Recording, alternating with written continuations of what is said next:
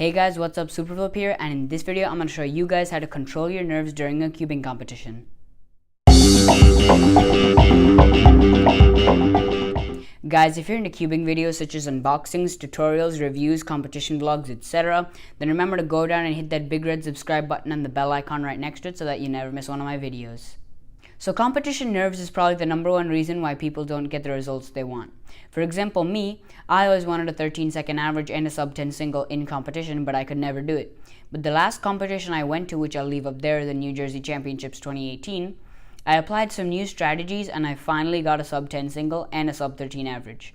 So let's go over those strategies right now.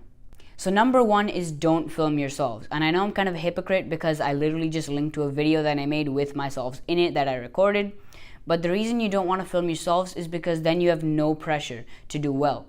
Because if you're putting out a video for people, then you're pressured to do well. But if you have no video, then you're not pressured to do well, although you do want to. So that takes a layer of stress off you so you can focus more on the cubing rather than the film.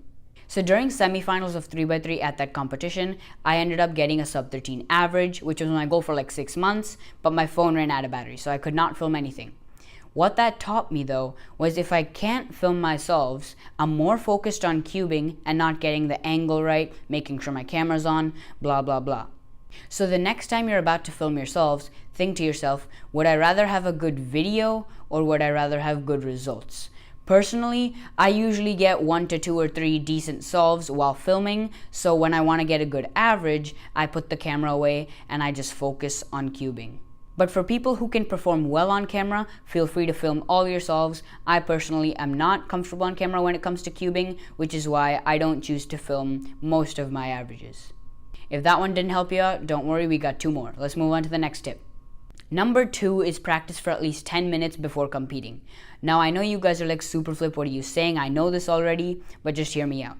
So let's say you go to one of the vendors there to check out some cubes and you come back and you immediately have to compete.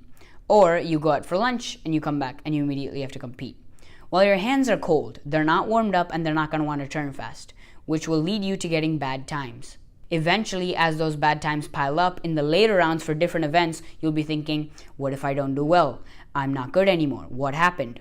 Right? So that builds up nerves and you won't be getting any good times for the rest of the day, even if you are warmed up. So make sure at least 10 minutes before the event, you warm up on that event so that your hands are used to turning, they're warmed up, and you're more confident of yourself. This way, you've already been solving for 10 minutes, so you're just continuing those 10 minutes in competition, and you'll get so much better times, I promise you guys. Number 3.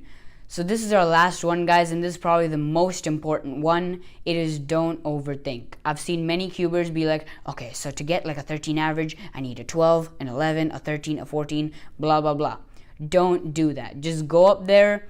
Like if you want to film, just take your camera up there and be like, okay, I'm ready, and just solve, okay? Take deep breaths if you want. Don't calculate, okay, like what do I need to get if I want a 14-second average? Don't do that. Just solve. Whatever you get, be happy with it. And I promise you, you will get good times. After getting bad solves in every single round of 3x3, I was like, okay, I'm probably going to get a bad solve anyway. So I just didn't overthink, I didn't calculate, and I ended up getting a 12-second average.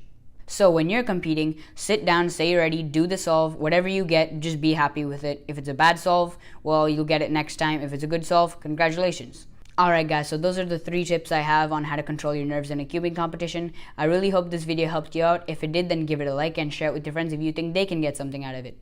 Subscribe to this channel for weekly uploads on Wednesday and Friday for cubing videos such as tutorials, unboxings, reviews, competition vlogs, etc.